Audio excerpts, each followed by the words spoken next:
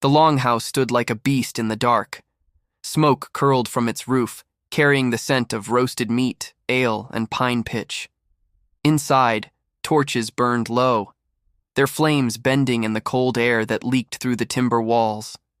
Laughter echoed, deep and drunken, blending with the rattle of cups and the steady beat of drums. But beneath the noise, there was another sound. The muffled sob of a girl, hidden behind the carved door at the far end of the hall. Tonight she was a bride. The men celebrated. The gods were pleased. The marriage would bind two clans, seal two fortunes, and, if the omens were kind, produce sons strong enough to carry swords and sail west. But love had no place here. In the frozen north, marriage was not a union of hearts. It was a contract written in sweat, blood, and fear. A woman was a price to be paid, a token of peace, a vessel for legacy. For every bride adorned with flowers and gold, there was another taken by force, her tears swallowed in the roar of the feast. We remember the Vikings for their voyages, their gods, their wars. But what of their nights of fire and flesh? What of the rituals whispered about in sagas and buried beneath centuries of silence? When the torches dimmed and the feast gave way to the marriage bed, something older than love awakened, something that demanded sacrifice. Tonight, as the bride trembles behind that wooden door, the guests drink to her honor. The priest sharpens the sacrificial blade. Blood will be spilled before dawn, not in battle, but in the name of fertility, power, and the ancient will of the gods. Modern hearts may dream of romance, of vows spoken under stars, of kisses and candles. But in the world of the Vikings, affection was weakness. Desire had to be conquered, tamed, forced to serve the clan and the gods. To them, love was not a blessing. It was a threat to order. And so, the wedding night became a ritual of control, where a woman's body became an altar and her silence a sacrifice. The chants outside her door were not songs of joy, but incantations calling upon Frey, Freyja, and Odin himself to witness what would follow. The bed was a battlefield, the bride a prize to be claimed, and the groom, a warrior proving his dominance not through war, but through possession. This was no night of romance. It was a ceremony of survival, power, and superstition. Every drop of blood, every cry, every breath in that longhouse was meant to please the gods and bind the clans in eternal loyalty. Few dared to question it. Fewer survived it. The world remembers the Viking raids that carved their names into history. But the darkest conquest happened not across the sea. It happened behind closed doors. Tonight, we step into that forgotten chamber, where torches flicker, vows are sealed in blood, and love itself must kneel before the gods. Tonight, we enter the wedding bed of the Vikings, where desire, death, and the gods became one. In the Viking world, marriage was not the joining of two souls, it was the binding of two powers. Love was a luxury reserved for the sagas, for the songs sung after victory. In reality, a wedding was a negotiation, a contract written in flesh and silver, overseen not by the heart but by the clan. A father's wealth was measured not only in land and cattle, but in daughters. A woman was the bridge between families, a gift, a tool, or a trophy, depending on who was watching. And when her time came, her future was not her own. The talks began long before the feast. Men gathered in the smoky hall, their beards slick with ale, their voices rough with ambition. On the long table lay silver rings, furs, and blades, not offerings to the gods, but to the father who would decide the girl's fate. This was the munder, the bride price. It was not a token of love, but a transaction, payment to ensure that the woman's children would be legitimate heirs. The man who could pay the highest price did not win her affection. He won her womb. The father, in turn, was expected to provide a hymen filgia, the dowry. It was a kind of insurance, wealth sent with the daughter into her new home. If her husband died, she might have something to survive on. But that protection was often a cruel illusion. The dowry was rarely hers to control.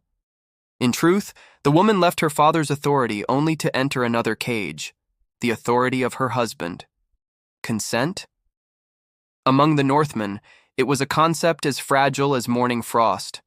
A bride's voice carried little weight in a hall full of men. She could plead, she could cry, but in the end, her tears were part of the ritual, proof that the sacrifice was real. And yet, not every union came through trade. Some came through terror. The bruderan, the bride theft, was a tradition older than law itself. When a man desired a woman but her family refused the match, he might take matters, and the woman, into his own hands. He would gather his kin, sail to her village, and seize her from her father's hall. Blood would be spilled, and sometimes that was the point. The abduction was not just a theft of a bride, it was a challenge to another man's honor, a declaration of strength. The sagas tell of warriors who rode through the night to snatch maidens from rival clans. Some brides were taken screaming from their own weddings, others from temples, still wearing their sacred garlands.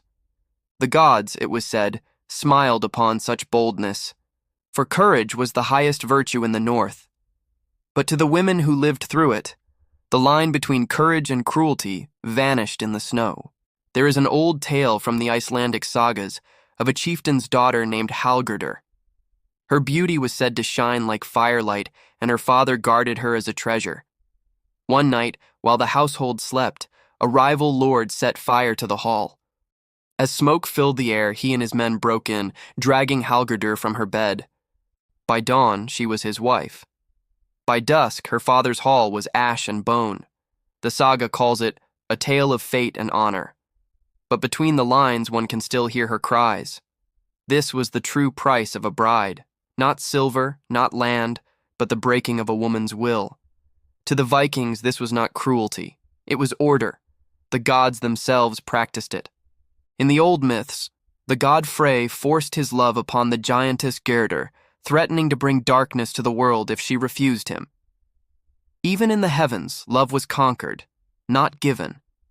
And so, the Northmen followed their god's example. A woman might be dressed in fine linen, her hair braided with gold, her hands perfumed with herbs. But beneath the ornaments, she was a symbol. Her body represented peace between families, fertility for the fields, and the continuation of bloodlines. Her smile at the feast was not joy, it was duty. As the guests arrived, they praised the groom's strength, his wealth, his horses and ships. The bride sat beside him in silence, her eyes lowered. Her fate was already sealed. Outside, her brothers drank to their success. Inside, her heart counted the moments. Sometimes, if the bride was unwilling, the feast itself became a farce of laughter and forced celebration. The men would joke that a reluctant bride meant a fertile one. They would speak of Freyja's tears, the golden drops that fell when the goddess was forced to wed. Few noticed that the bride's tears were just as real, though far less precious. Even the setting of the wedding, the longhouse, the mead hall, the firelit shadows, was part of the ritual. The walls themselves were witnesses. Every laugh, every toast, every song served to drown the quiet truth that this union was built not on love, but on power. And when the bargain was complete, the bride was led away. The feast roared on behind her, the torches casting long, trembling shapes against the walls. Her veil hid her face, but not her fear. The drums beat like a second heartbeat, echoing through the night, as if the gods themselves demanded the ritual be fulfilled. The guests drank.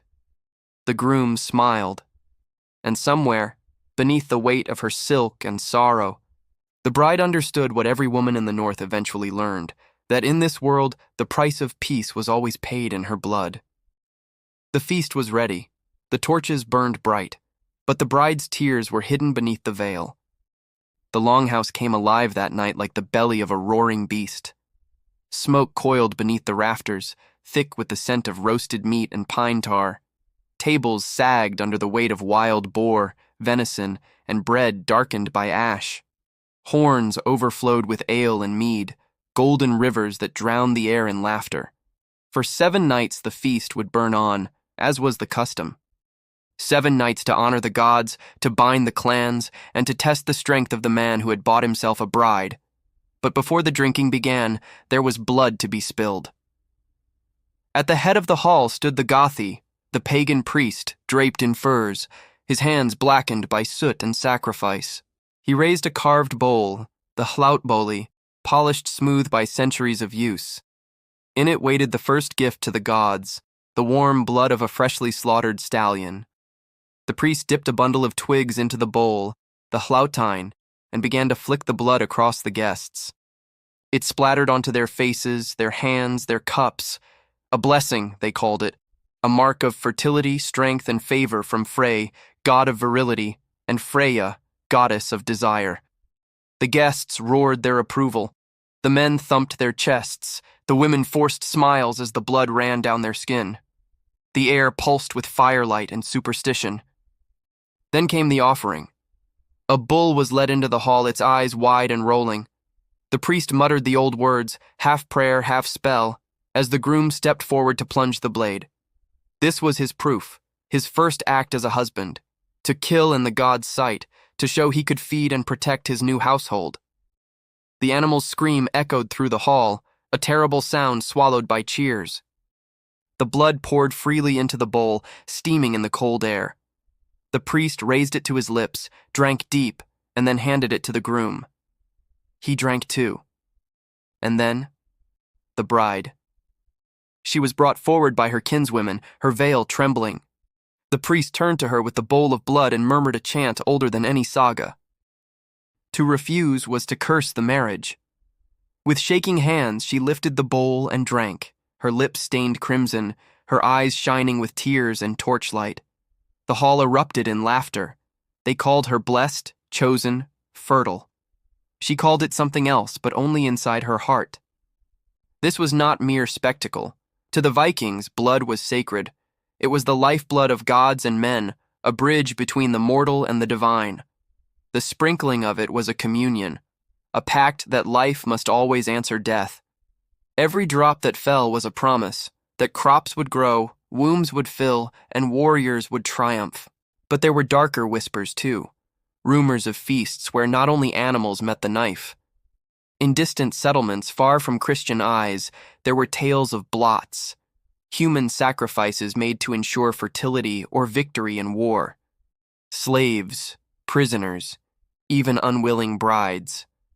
Their blood, it was said, pleased the gods more than any beasts. The sagas are silent on such things, but silence in those days was not denial. It was fear. The bride's humiliation did not end with the sacrifice. Before she could belong to her husband, she must first be symbolically wed to Frey, the god of fertility. A wooden idol, crudely carved and grotesquely endowed, was brought forth. The priest touched it to her hands, to her chest, to her belly, invoking the god's blessing. The hall cheered, drunk and rowdy, the sound of their voices blending with the low moan of the winter wind outside. To them, this was divine ritual, but to the girl, it was desecration. Then came the groom's trial. His strength, his worthiness, had to be proven before he could lead a household. Some showed their scars, boasting of raids across the sea. Others split wood or broke shields before the crowd. A few even dueled, bare-chested and bloodied, to win the right to the first night. It was not enough to be married. One had to conquer marriage. When the fighting ended, the men raised their horns again. The priest chanted blessings to Freyja, goddess of love, who wept golden tears for her mortal worshippers. The feast rolled on. Ale flowed like rivers, songs filled the air, songs of valor, lust, and destiny. But beneath the laughter, the true purpose of the feast pulsed like a heartbeat, to remind all that marriage was not love. It was law.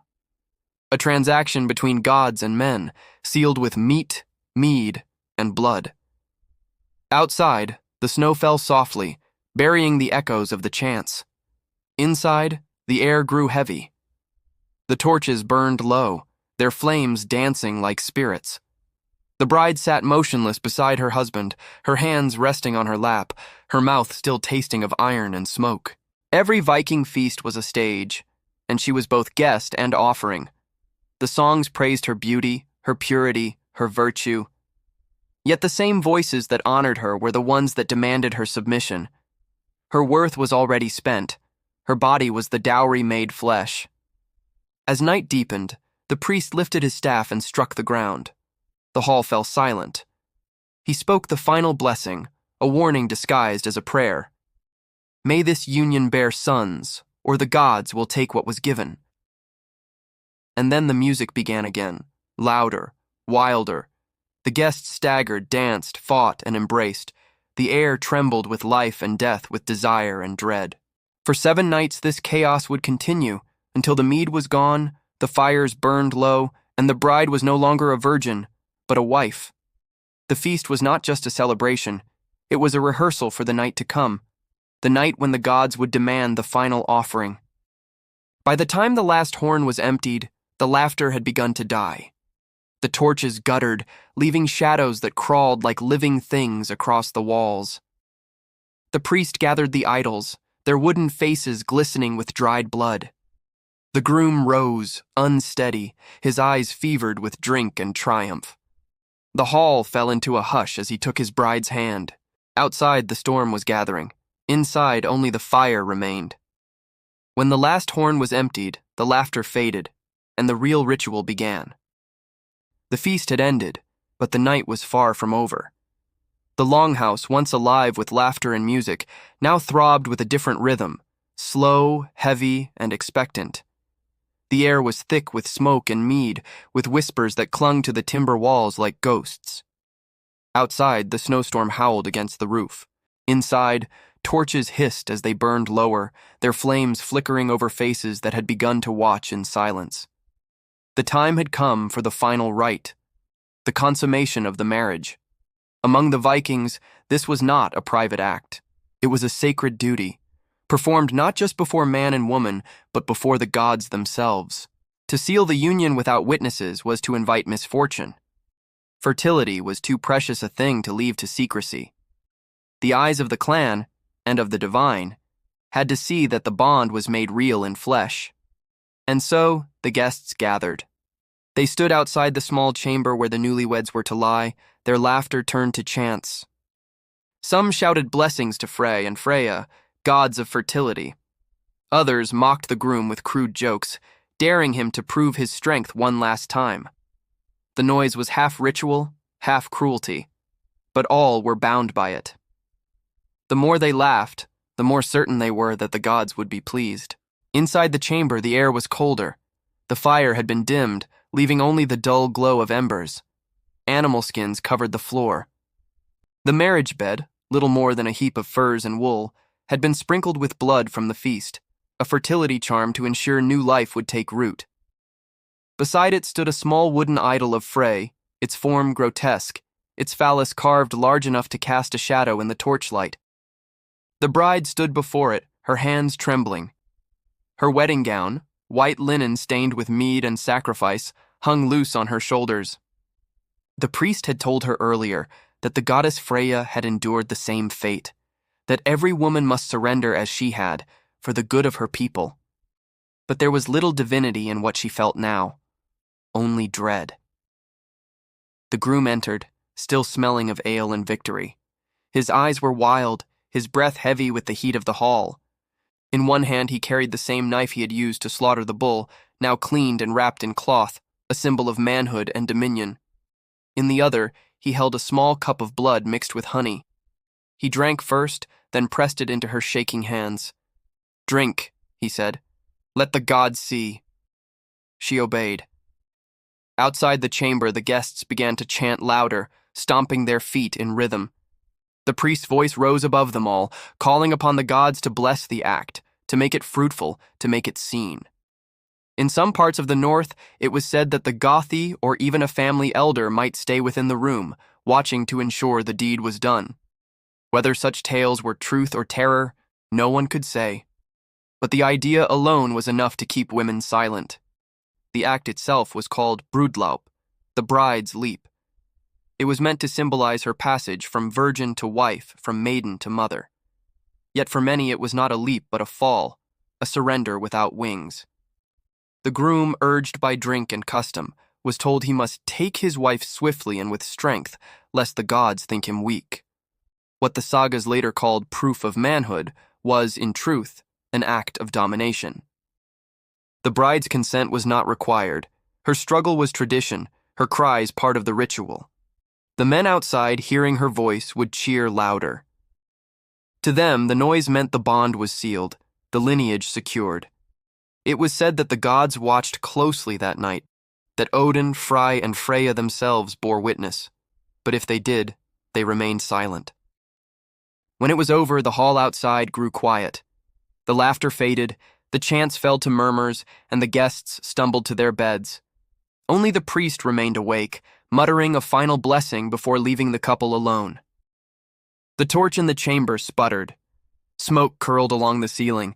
The smell of blood, sweat, and smoke hung heavy in the air. The bride lay still, her eyes open to the rafters above.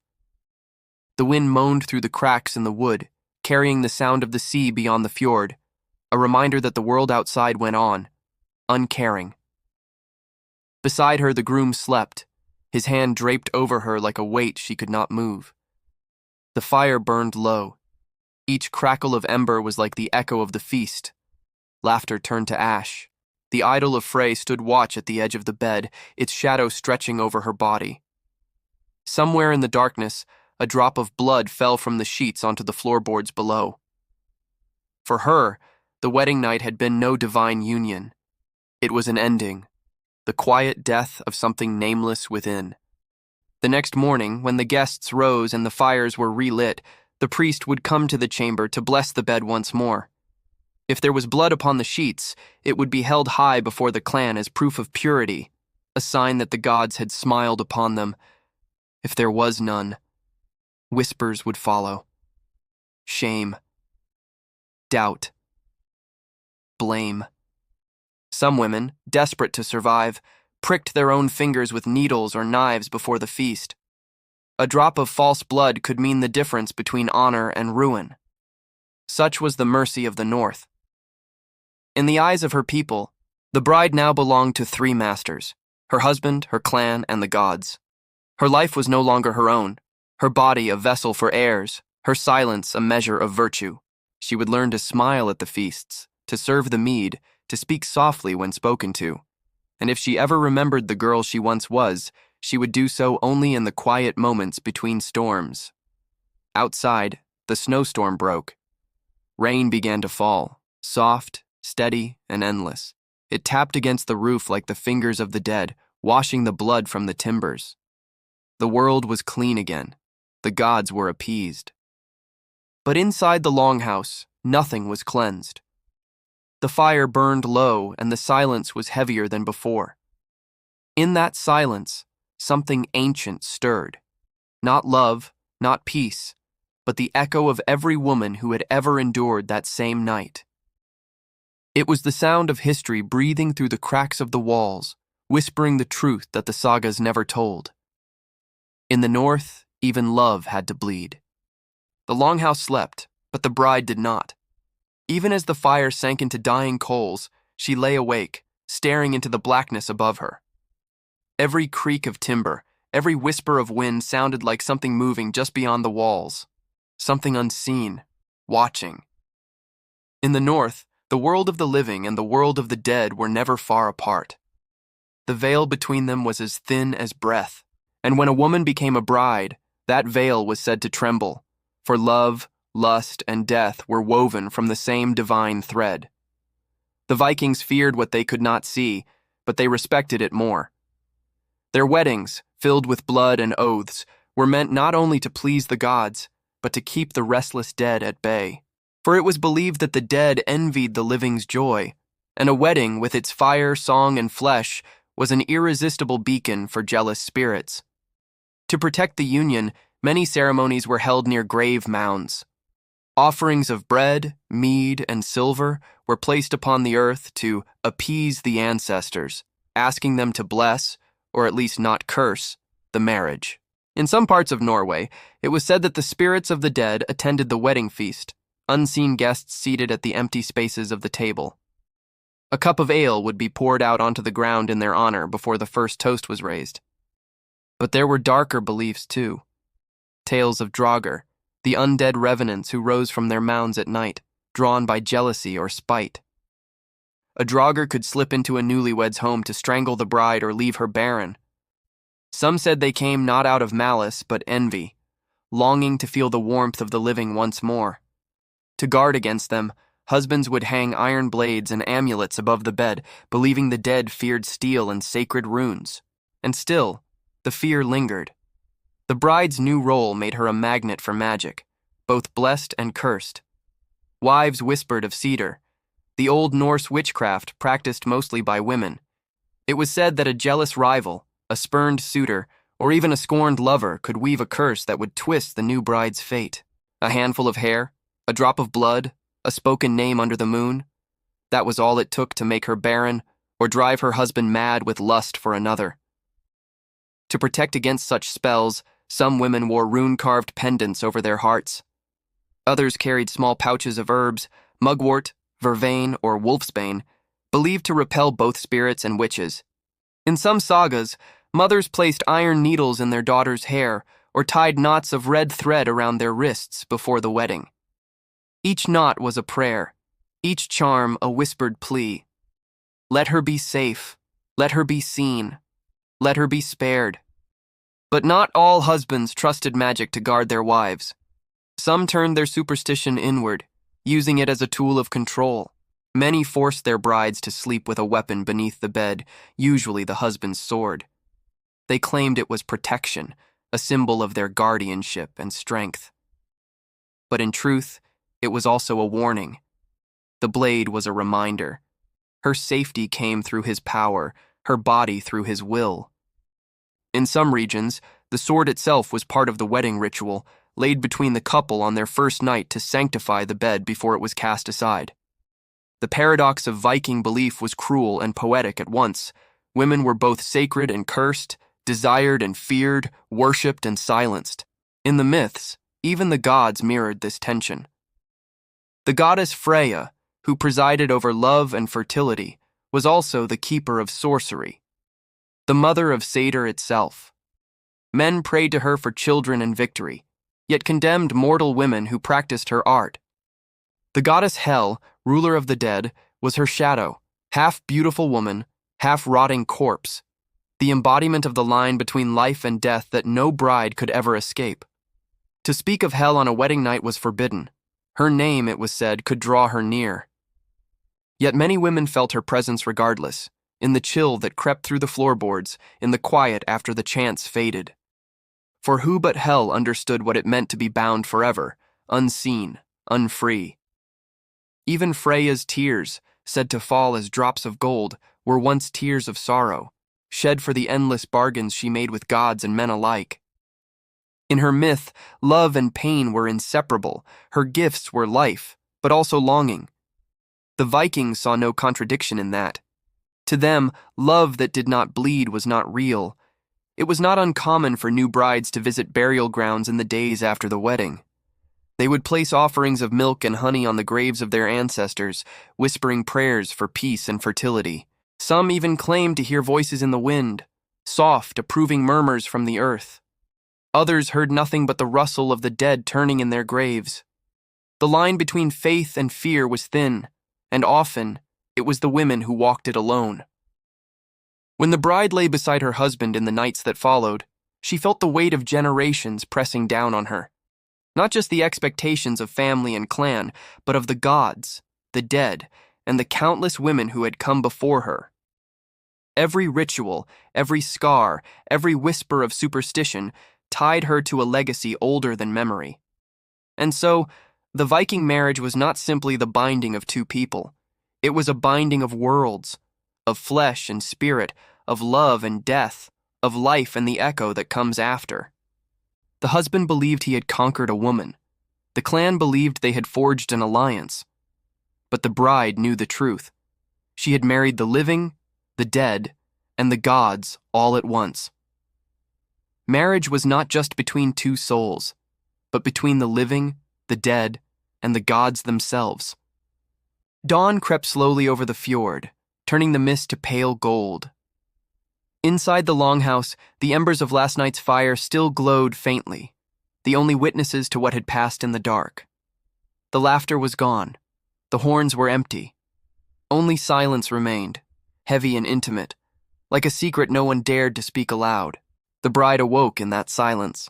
Her body ached, her head still heavy with the smell of smoke, mead, and sweat. Beside her, her husband slept soundly, a warrior at peace after conquest. She turned her face toward the wall, and for a moment she didn't breathe. This was her new world now. Not her father's hall, not her childhood home, but his.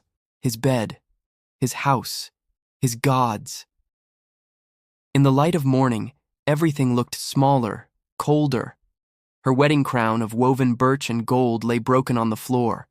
Her hair, once braided in maidenhood, now lay loose, a symbol to all that she had crossed the threshold between innocence and obedience. In Viking culture, unbound hair marked a woman who had known a man. She was no longer a daughter, but a wife, a vessel for heirs. And the proof of that transformation was often cruelly displayed. In many longhouses, it was custom to show the blood-stained sheet from the wedding bed, held high before witnesses to confirm the bride's virginity and the success of the consummation. For men, it was a trophy of honor, a sign of dominance and lineage. For the bride, it was humiliation, her private pain turned into public spectacle. If the sheet showed no blood, whispers began. Suspicion, accusation. Some brides were sent back to their fathers in disgrace. Others were punished, beaten, or worse. In a world ruled by reputation and purity, a woman's worth could vanish overnight, erased by something as simple as the absence of a stain. By sunrise, the rituals of feasting and sacrifice were over, and her servitude began. The new wife was expected to rise before the men, to stoke the hearth, prepare food, and serve ale, her hands working while the warriors spoke of battles and trade.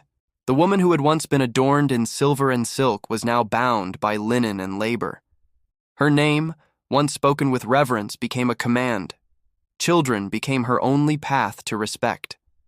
A Viking woman's greatest duty was childbearing, to bring forth sons who could farm, fight, and continue the bloodline. Her body was no longer her own. It was a field to be sown again and again until it yielded heirs. Failure meant more than sorrow. It meant shame, suspicion, even exile. A barren wife was often blamed for misfortune, the gods' displeasure, a weak harvest, or a stillborn child. Some were replaced by concubines or sent to live in isolation, their existence fading into the margins of saga and song. Yet not all accepted their fate in silence. The sagas tell of women who refused to be broken, who rebelled in shadows and whispers. Some became volar, seeresses, and witches, wielding the forbidden magic of cedar. They learned to weave fate itself, calling upon the spirits to curse their husbands or their rivals. Others turned to poison, crafting deadly brews from herbs gathered in moonlight. One tale speaks of a bride in Hedeby who, beaten and shamed, mixed wolfsbane into her husband's mead. He died with a smile on his lips, never knowing the hand that fed him was the one that avenged her. Another saga whispers of a woman who cursed her husband's sword so it would break in battle, and it did, costing him both victory and life.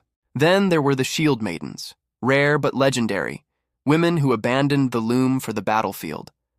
Some were said to be former brides who fled their homes, cutting their hair, donning armor, and taking up the sword. To the men, they were abominations. To the women, they were ghosts of freedom. But even rebellion carried a price. The Volur and the Shield Maidens lived outside the walls of society, feared, hunted, and condemned. A woman who wielded power became a threat to order, a challenge to the gods' design. In a land where even love was ruled by conquest, a free woman was the greatest blasphemy of all. The bride of the morning understood none of this yet. She sat by the fire, silent, her hair falling like a veil over her face. The men feasted again, this time in quiet satisfaction, their laughter dulled by drink and memory. When her husband rose, he placed a hand on her shoulder, a gesture of ownership, not affection. Outside, snow began to fall, soft and soundless. The torches burned low, their smoke curling toward the roof beams like ghosts. Somewhere in the distance, a wolf howled, a lonely, echoing cry that seemed to answer something in her chest. The world called her wife. But inside, she still felt like prey. The gods had taken their due. The clan had sealed its pact. The feast had ended, but the captivity had just begun. And as the wind howled over the frozen fjord, the truth of Viking marriage hung in the air, stark, final, and cold as iron. For men, the night was victory. For women, it was the end of freedom. The songs have faded. The fires have died. Only the wind remains, whispering across the fjords, through the ruins of halls where men once drank to love and victory. In the quiet after the storm, we are left with a question. Were the horrors of the Viking wedding merely the marks of a barbaric age? Or are they echoes of something far older, a truth buried deep in the human heart? For the Vikings, love was never gentle. It was a pact, a battle, a binding of flesh and fate. To them, every bond worth keeping demanded sacrifice. Blood was not a symbol, it was a language. And in that language, even tenderness had to bleed to prove it was real. They lived in a world ruled by gods who demanded offerings and by men who imitated them. Power was sanctified by pain. To conquer, to possess, to dominate, these were the virtues that shaped both war and marriage. The longhouse and the battlefield were reflections of each other. The bride was conquered as land was conquered. Her body was an oath, her suffering a sacrifice to the gods of men. Yet beneath the cruelty lay something hauntingly human. The fear of losing control over what cannot be controlled: love, desire, death, and time. Perhaps that is the truest meaning of these ancient rituals, not barbarism for its own sake, but a desperate attempt to make love safe by turning it into conquest, to chain it, define it, sanctify it, even if it meant destroying its soul. And what of the women, the stolen brides, the silent witnesses to the feasts of blood and fire? They were the forgotten half of the Viking world, the ones whose suffering kept the gods fed and the legends alive. The sagas praised the warriors, but they were built upon the endurance of women who could not speak, who were bound by laws older than mercy. For every tale of glory sung around the hearth, there was another story, unspoken, buried in shadow. A story of a girl carried from her home, of vows whispered through tears, of a wedding bed that felt more like a grave.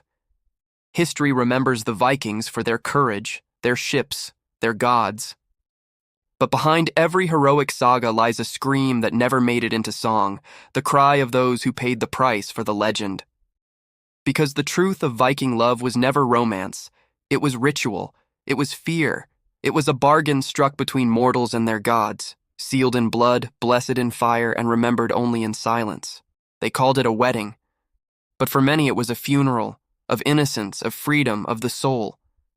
And so the torches burned through the night, their flames trembling against the dark, lighting the path from love to blood.